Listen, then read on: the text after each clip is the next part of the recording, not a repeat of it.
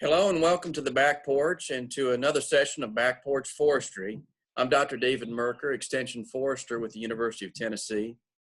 Back Porch Forestry includes a series of 30/30s, roughly 30 slides in 30 minutes.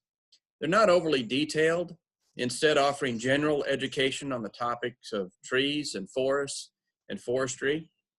The intended audience is private landowners, forest landowners, although others might find the information interesting and useful. At the conclusion, you'll find a participant survey, and your feedback does matter, so I hope that you'll avail yourself of that, along with some sites where you can find some additional tree identification information.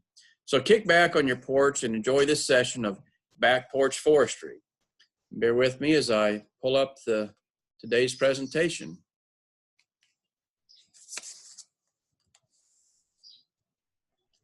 Today's presentation of Back Porch Forestry includes the topic of tree identification, essentially dendrology.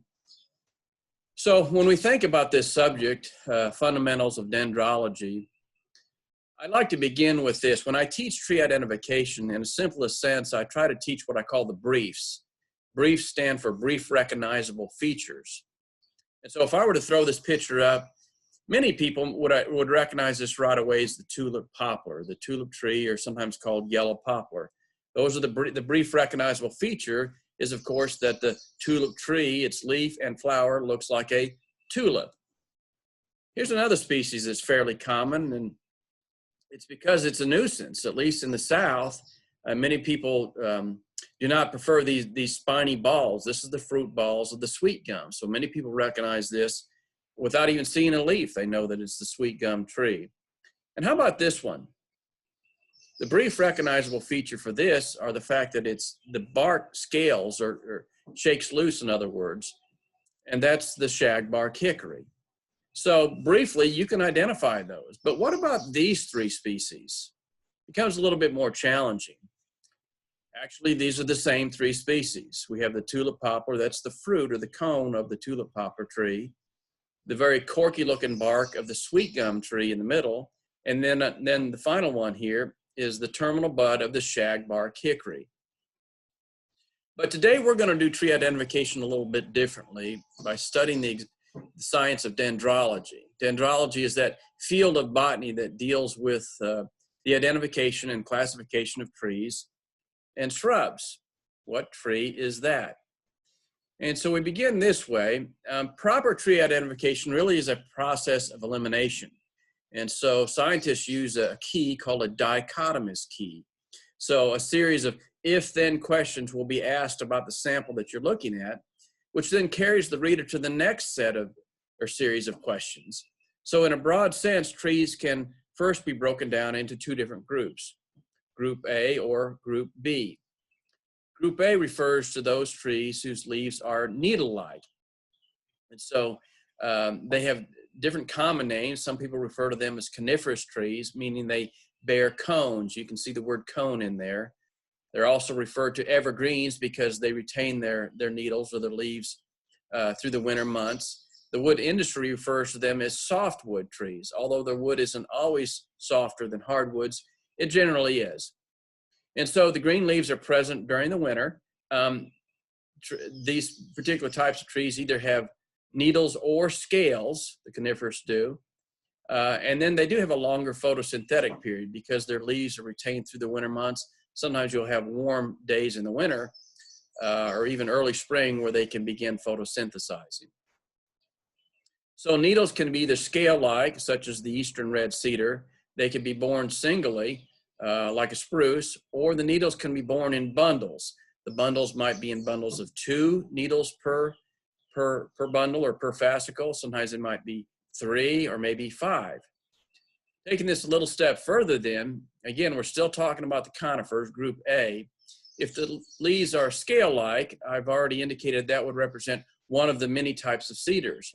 But if the leaves are needle-like, and if they're borne singly, that might be spruce, a fir, or a hemlock. If the needles are in bundles of 2, that could be your Virginia pine or Scotch pine. These are very common Christmas trees that are grown. Bundles of 2 and 3 on the same tree, which is kind of unique, at least in the South, that would be our shortleaf pine, oftentimes called the old field pine. Bundles of 3 would be, in our region, the loblolly pine. These are the pine trees that are grown quite commonly in plantation settings, and you'll see these long, straight rows of pine trees that are used for pulpwood and construction lumber and so forth.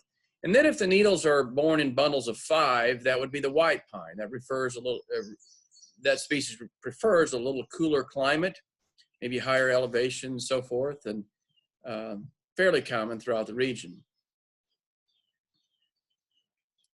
Group B, though, is where I want to spend most of my time. These are trees where the leaves are non-needle-like. And so we refer to those as deciduous trees, meaning that they lose their leaves in the fall, early winter each year. Sometimes they're called broad-leaved trees because their leaves are broader. And the wood industry refers to them as hardwood trees because generally speaking, their wood is much harder than the coniferous trees. And so green leaves are absent in the winter, we know that. They do provide most of our fall color. At least in Tennessee, 89% of our forests include this type of tree, the deciduous trees. And so let's go ahead and begin now the process of taking you through essentially a dichotomous key. And so a series of if-then questions are asked. And so one of the first questions we might ask if we have a leaf sample in front of us, or if we're standing below a tree, is we might look at the arrangement of the leaf on the stem. And so there are broadly, there are two different types of leaf arrangements that I wanted to refer to today. And that is when we have an alternate leaf arrangement versus an opposite. So here's the leaf itself. The stalk of a leaf is called the petiole, P-E-T-I-O-L-E. The point where the leaf attaches to the stem is called the node, N-O-D-E. And often just above the node, you will see, particularly as the growing season advances, a bud will form. This bud will become a branch next year. And so when these nodes go back and forth on the stem like this, that's referred to as alternate leaf arrangement. Sometimes the buds are opposite each other on a branch. The nodes are opposite each other on the branch. There's not many trees in our region that are like this, and I generally refer to the acronym MAD, Buck, and a Box. And that refers to the maple, ash, dogwoods, buckeye, and box elder.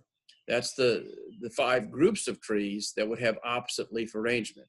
So that's the first if-then question that we ask is, what is the leaf arrangement? We then might advance to what is the leaf form. Leaf form can be broadly 2 different types. There's a simple leaf. In other words, we have a singular leaf with one petiole attached to a twig. I'll show you a picture of that shortly, what I mean. The other leaf form is a compound leaf. With a compound leaf, we have several smaller leaflets, each attached to a petiole, which in turn then is attached to a twig. So here we have a simple leaf. It's the American sycamore. There's the leaf itself. There's the petiole. The point where the petiole attaches to the twig is called the node. And so you can see that this is a simple leaf. There's two leaves in this picture. Now, we contrast that with a compound leaf. Now, trick question, how many leaves are in this picture? Only one. There's only one leaf in this picture. It is a compound leaf. And so each one of these is referred to as a leaflet. You notice there's really not much of a stalk there. So there are 7 leaflets, all comprise one leaf. So this section right here is the petiole of the leaf. Notice there's no petiole to the leaflets. This section right here is called a rachis. So we have a rachis that turns into a petiole from here to here. There's the node where it would form. Now you notice too that the leaves would be opposite here. So this would be a compound leaf. And if the other leaf were present, you would see that it's opposite as well. So that refers to the form of the leaf. Now then, let's talk about the shape of the leaves themselves. And in a general sense, I refer to leaf shape as either being lobed or entire. Lobe refers to this portion that sticks out essentially right there. That would be the lobe of the leaf. And so the white oak has very, very, very long linear lobes to them. But a lobed leaf is contrasted with what we call an entire. So there are no lobes here. In other words, it's lobeless entirely. The southern magnolia would be an example of a tree with an entire leaf shape. Now let's talk about the margins of the leaf. That refers to the edge of the leaf right here. This section right here is referred to as the margin or edge. And you notice that sometimes the leaf margins are serrated. In other words, they have teeth on them. Now these teeth, as in this case, might be kind of broad and coarse looking, much like a cross-cut saw that you might use to cut a board in half, very coarse. But other times the margins, serration might be very fine. For instance, like a black cherry, the serrations would be very fine, more like a hacksaw, I guess you could say. But if you look to the right here, then you see that the margins of this leaf are not serrated. Okay, so they would be smooth.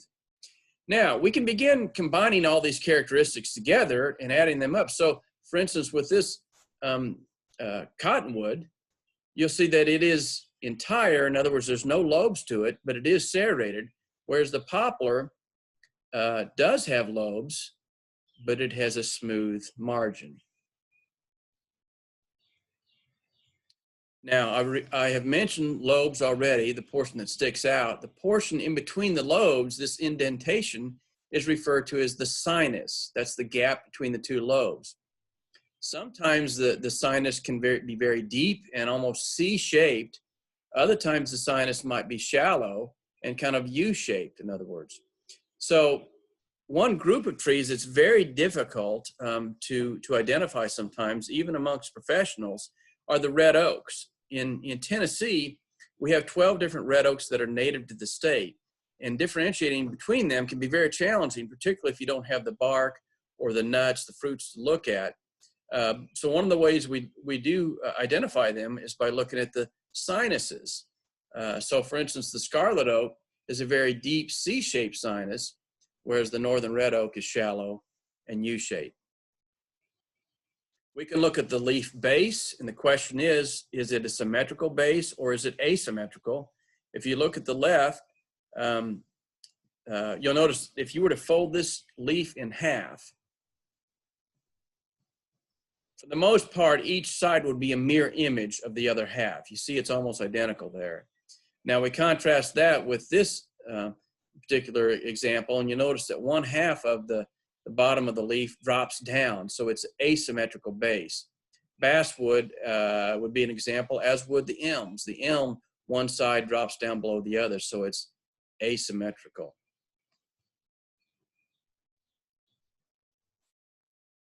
I've mentioned already that we have 12 red oaks that are native to Tennessee, but we also have 8 white oaks that are native to the state. So that makes 20 different oak species just in our state alone.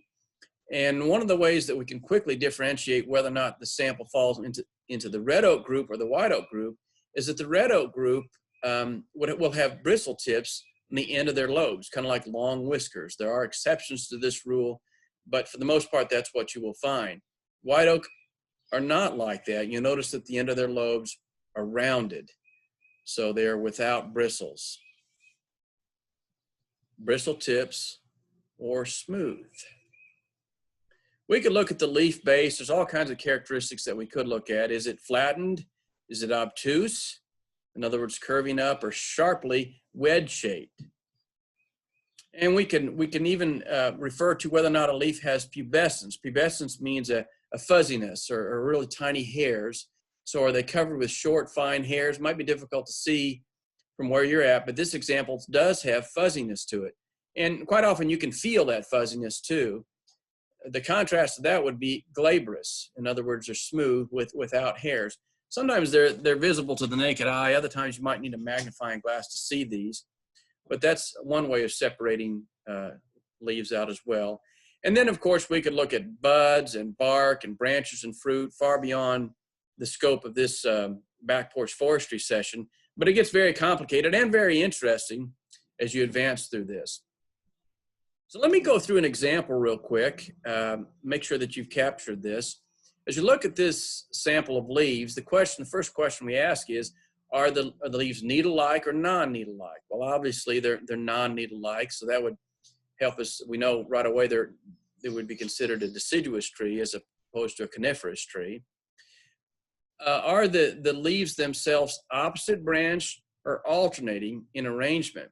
And so here's the stem going right through here. Of course, this would be the petioles, and you'll notice that they are alternating back and forth on the stem. So it would be alternate. Now, don't be confused though, because early in the growing season, as the branch is expanding, the distance between these nodes is greater than as the season progresses. In other words, these nodes will get closer and closer together. And eventually then, as you get to the end of the leaf, it's hard sometimes to tell. So you might want to back up 6-8 inches to tell that for sure. The next question we ask is it simple or compound? There are clearly 5 different leaves in this picture. Each one is its own leaf. And so these are simple leaves. There's 5 of them there. And then is it lobed or entire? It is entire. Don't get confused. The base kind of has a sort of a lobe, but the margin of the leaf itself is entire. And then is it serrated or smooth? That's smooth. So that would be the eastern redbud. So we've asked a series of questions, and that narrowed it down pretty quickly. Another example, these would be non-needle-like. Again, it is alternating in arrangement. It is a simple leaf. There are 3 different leaves in that picture. Is it lobed or entire? Clearly it is lobed. You can see the lobes. But what can be somewhat more challenging is it serrated or smooth. When you look at the margin of the leaf, it's actually smooth. Don't get confused. The margin is smooth. There's no serrations there. But the lobes do have bristle tips. So there's a difference between the two. It does have bristle tips. And so this would be the pin oak. Now, I've made a simple dichotomous key here. Oftentimes when you buy tree identification books, you'll see these keys in there that help you narrow your species down, and there's examples online. This is just a simple one for roughly 20 different species of trees that I have, and I use this pretty regularly when I teach the subject. But you'll notice that each question is in pairs. So there's 2 number 1s, 2 number 2s, 2 number 7s, 2 number 15s, and so forth. And so you ask a series of questions, and we begin with the number 1s. And the question is the leaf compound that you're looking at, is it compound or is it simple? And so depending on how you answer that will determine where you will stay then on this key. So it sort of divides the key into 2 different rabbit trails. There's an upper rabbit trail that's pretty short. You're going to find your rabbit pretty quick. The bottom one is a much longer rabbit trail. And so if, for instance, your leaf was a compound leaf, then you would go to the next set of questions under compound leaf, the number 2s. And you would ask the question, is this sample, does it have an opposite leaf arrangement or is it alternating? And then that would carry you to the next set of questions. However, if your leaf was a simple leaf, then you would come down here to the pairs of 7s, ask the same questions that you just asked above. Is it opposite or is it alternating? And if it's opposite, then it would take you to this set of questions. Is it entire or lobed? And so on, until you eventually narrow it down and you get your leaf that you're looking at. Obviously, a dichotomous key is different depending on where you are regionally and even nationally. For instance, they might not have silver maple in the mountains of Colorado. And so something to consider. Here then is some references I want to refer to and thank. Now I'm going to go through some examples of leaves.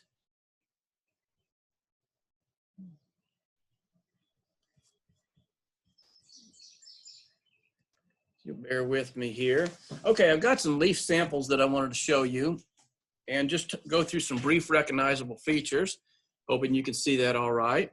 So this would be the white oak, and the brief recognizable feature for a white oak is the fact that it has these very long lobes and very deep, shallow or deep, narrow sinuses. Quercus alba, very common species. But another white oak that's similar to it is the post oak. And you notice that its lobes are very broad, kind of blocky in nature, almost square. The leaf itself is very leathery too. And so it has fewer lobes, and the ones they have are bigger and blockier. Now, an example of one of the red oaks would be the southern red oak. And so as you look at the southern red oak, the brief recognizable feature for it, and if you're a turkey hunter, you'll see it. Can you see the turkey track? 1, 2, 3 toes of the turkey. That's the southern red oak. Others might prefer to see the southern bell. So when you turn the leaf upside down, it has a very characteristic shape of a bell. Southern red oak. Now this is another one of the red oaks, but this is the northern red oak. And the northern red oak has those U-shaped sinuses that are kind of shallow. The leaf itself is broad, much broader than many of the other types of red oaks, wide, particularly as you get toward the terminal end of the leaf. The state tree of Tennessee, and of many states for that matter, is the tulip poplar. And so very distinctly, the leaf has the shape of a tulip, as well as the flowers themselves. It's very commonly, very fast growing. What's interesting about it, this species, is that the fruit kind of forms a cone and drops a number of seeds over the winter months. Those seeds can stay viable for up to 7 years in the soil, waiting for some warm weather. In other words, a good splash of sunlight. If you log your timber or some trees die, blow over, whatever, they will reseed very rapidly because they're just waiting for their chance. So they're opportunistic as they regenerate. We all love the sugar maple and the flavor of maple syrup. The brief recognizable feature for it, if you come to this point right here at the top of the petiole, you'll notice that there are distinct veins that come up from that section. And there are 5 different veins, each one feeding a lobe. So it really has 5 distinct lobes in it. And I teach this to children as you're differentiating between sugar maple and red oak, 5 lobes, and the word sugar has 5 letters, S-U-G-A-R.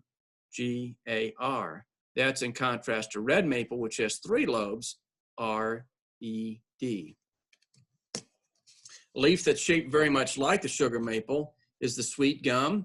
Perhaps not the best examples of them, but you'll notice it also has 5 lobes, but it does have serrations on the edge, little tiny teeth there that the sugar maple did not have. And of course, that spiny ball is another brief recognizable feature. I've thrown this in here as the cottonwood tree. What I see is a triangular shaped leaf, very distinct. It also has this flattened base to it, and then the serrations on the edge are smooth. They're not as coarse, but they're a little bit wider in nature than perhaps some of the other ones. And then our final example is one of the hickory trees. Of course, there's a number of hickory trees that grow in the region. We have 10 that are native to the state of Tennessee. This happens to be the mockernut hickory. Now, this is a compound leaf, so the entire thing is a leaf. This section up here is the petiole. So each one of these would be a leaflet. It would have between 7 and 11 leaflets. And I'm sure you probably can't see this, but I wanted to point out that it is actually pubescence too. There's fuzziness on the petiole and on the rachis here that you can clearly see as you get closer to the tree. So that's going to conclude the presentation today. I wanted to bring you back to the slideshow and take you to the very bottom so that you can write down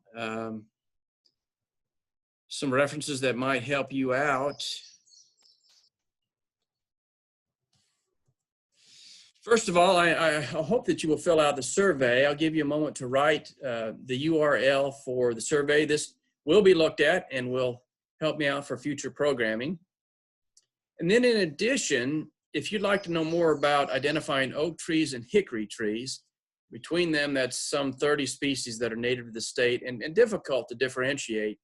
All you would need to do is Google my name, David Merker, and then also include the titles of these publications: Identifying Oak Trees Native to Tennessee, or Identifying Hickory Trees Native to Tennessee. And you'll find these publications to help you out, and you can print them off and use them as you get about the woods. So that concludes today's presentation.